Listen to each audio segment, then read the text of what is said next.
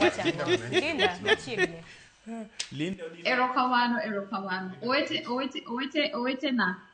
Yena uru mondo apar ni sheria mar IEBC. Poko puodho ni search go cha campaign osechako. Moko nego beni sani ji goe. Maka poni timo kamano to itime tok sheria. Koro okunyal hanga katudwa ne atol.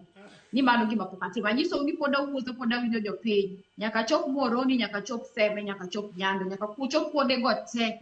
Kore ka benase winjira gi Sharon kani kendo ochako luonga koro ka osebedo gi manifesto mondo anyise ni kaka siwuotho kuonde gi te. Mae kore manifesto mabiro nikech awinjo jo Kisumo te ema gima wacho.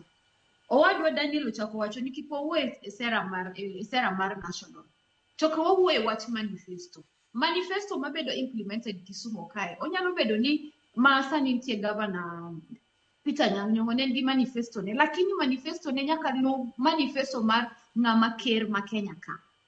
Ker ma Kenya ka ema sani tiyo, manifesto ne nyaka bedo implemented nyaka piny. Koro nyalo bedo ni manifesto mamalo ok anyal ng'eyo to gigo matimre malo inyowa nyaka piny kae.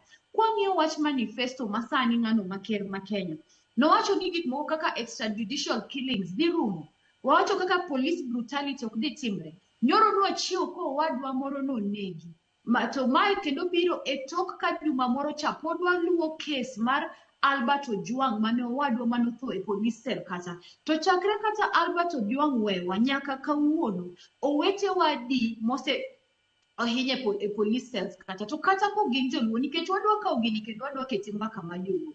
Weche ma ng'ato tho oken tribal. Seche ma ng'ato undergo police brutality. Seche ma bunde go ng'ato, bunde no kiyer gani koro awuok adhi go jaluo, awuok adhi go kuyu, bunde no go ng'ama moyudo. Seche mowacho weche mag education, ma nyithindo ma osekadho maber monego bed ni dhi e university, koso dhi e university, mano ok en gi wach mamako joluo kende, omako Kenya nsima. Tiyudo ni rowere kosekadho sani e sirikal ni, moko ok dhi e university, dhi e tertiary institution, nikech pesa monego beni gichulo kata ng'eny kabisa kwa lure gi funding model manyocho keti. Gino ki joluo kende. Kwa bire wach corruption, nikech manifesto kata indik maber nango, nitie gimiluongo ni implementation. Nyaka itime implementation. Ka dhano madwa implemented, en dhano magalagala. To kata manifesto ber no ndike gi kisungu mamit nango. Kato ber nango. To pod ok dhi tiyo maber. Nikech dhano matimbe ge galagala ema dhi implement. Kenya ka kwang'iyo ten corruption piny nindo. Kwa dhi nindo. Kichiyo gokinyi gaset okwal pesa makama. Kia corruption kanye. Kati ndik manifesto maber manen idhi implement nango ka pesa tikwalo piny ru. Koro nyakwang'i be ginene. Nyakwang'i national politics. Nkech national politics affects kata Kisumu kai. Kwa biro kata allocation. Mimiyo county government ma Kisumu.